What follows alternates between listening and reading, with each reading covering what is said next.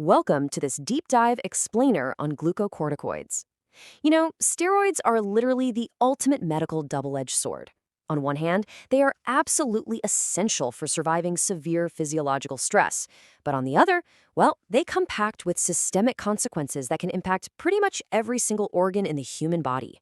Let's jump right in and unpack all the details, step by step. Here's our roadmap for today. We're covering steroid stress dosing principles, the elective surgery tapering protocol, and then we'll track those systemic side effects head to toe. We'll hit the cardiovascular, CNS, and endocrine systems, move down to GI, metabolic, and ophthalmologic effects, cover musculoskeletal and infectious risks, and finally wrap up with hematologic and miscellaneous effects. All right, Section 1, Steroid Stress Dosing Principles and Managing HPA Axis Suppression. Think about what happens under normal, everyday physiological stress.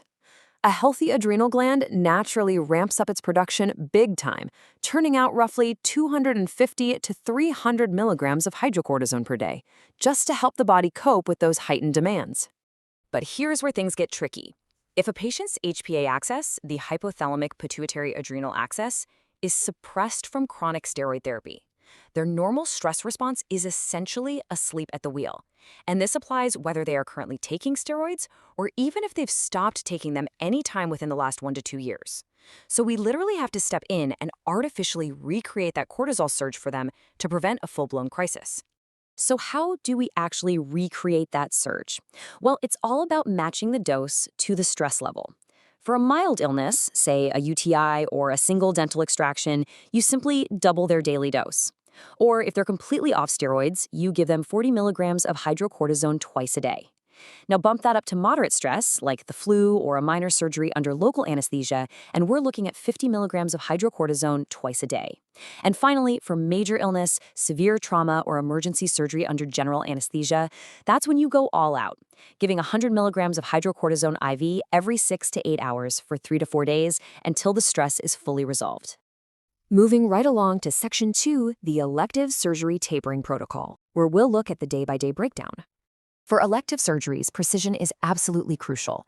On the actual day of surgery, you deliver a heavy upfront dose. That's 50 milligrams of cortisone acetate IM, followed immediately by 200 milligrams of hydrocortisone IV, which is infused over a 24-hour period. From there, you have to meticulously taper the doses over the next week.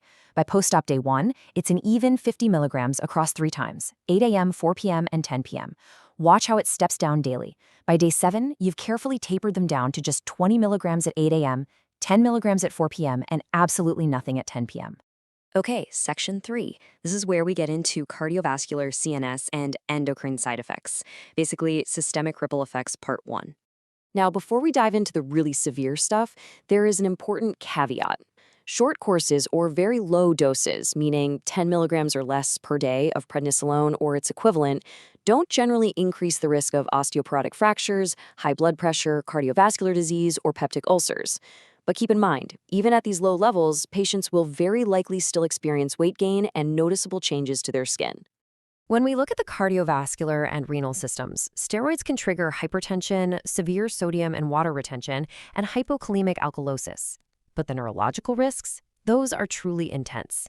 Steroids can lead to extreme mental agitation, often called steroid psychosis, as well as pseudotumor cerebri, and even a highly dangerous condition known as progressive multifocal leukoencephalopathy, or PML. There are also rare but well-documented instances of spinal cord compression stemming from spinal epidural lipomatosis. It's a whole lot to monitor. Moving to the endocrine system, steroids have a profound growth-suppressing effect in children. Because of this, daily dosing over prolonged periods has to be strictly reserved for only the most urgent indications. For adults, the risks include secondary amenorrhea, the severe HPA axis suppression we talked about earlier, which creates a huge withdrawal risk, and, with prolonged use, iatrogenic Cushing syndrome. You'll typically see this present as obesity, hypertension, and hirsutism. All right, on to Section 4. GI, metabolic, and ophthalmologic issues are systemic ripple effects, Part 2. For the gastrointestinal tract, the dangers really spike when regimens last longer than 3 weeks. Or if you're using massive doses, like 400 to 1,000 milligrams a day of prednisone or over 40 milligrams a day of dexamethasone.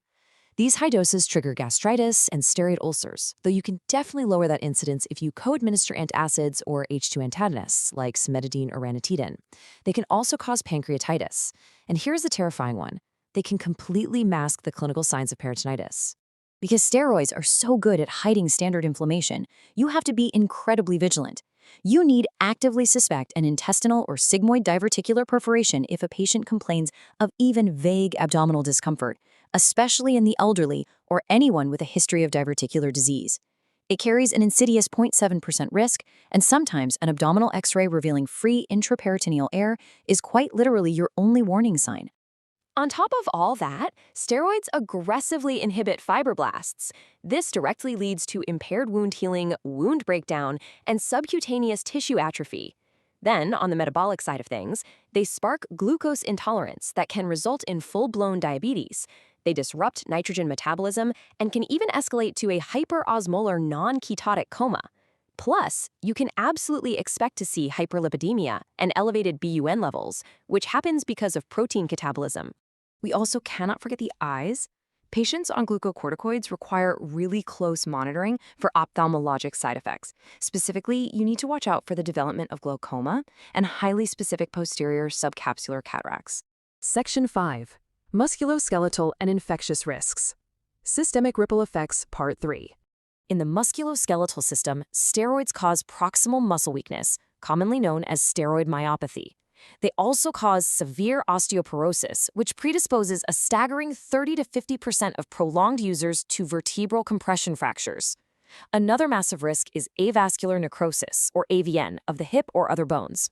This usually happens with prolonged doses over 60 milligrams a day and is linked to increased marrow fat. But keep in mind, AVN can totally be exacerbated by alcohol use, cigarette smoking, or any underlying vascular issues the patient might have. Now, interestingly enough, that severe steroid-induced bone loss might actually be reversed with a cyclical administration of etidronate. The exact protocol involves 4 cycles of 400 milligrams a day for 14 days, followed immediately by 76 days of oral calcium supplements at 500 milligrams a day. But a quick word of caution here, while it helps reverse bone loss, this protocol isn't strictly proven to reduce the actual rate of those vertebral body fractures.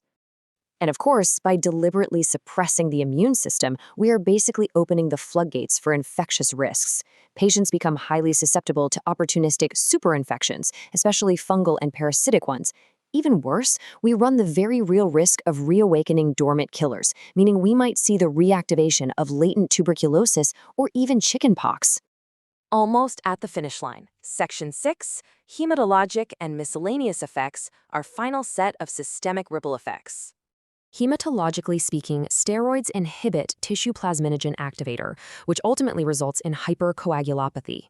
They also cause something called the demargination of white blood cells. Now, this is an absolutely crucial clinical pearl. This demargination means the patient's white blood cell count is going to look artificially high on their lab results, even if there is absolutely zero infection present in their body. Wrapping up our list, steroids readily cross the placenta. This means large doses given during pregnancy can cause fetal adrenal hypoplasia. On a seemingly lighter but very annoying note, they can also trigger intractable hiccups. If this happens, the patient might need a 2 to 3 day course of oral chlorpromazine dosed at 25 to 50 milligrams 3 to 4 times a day. If those hiccups just won't quit, you can switch to giving that same dose IM. So we've mapped out the exact dosing rules and we've tracked the side effects from head to toe. And that leaves us with the ultimate clinical challenge. Knowing that reversing physiological stress comes at such a heavy, multi-system cost, how do we perfectly balance this essential supplementation to save a life without inadvertently harming the patient with the cure?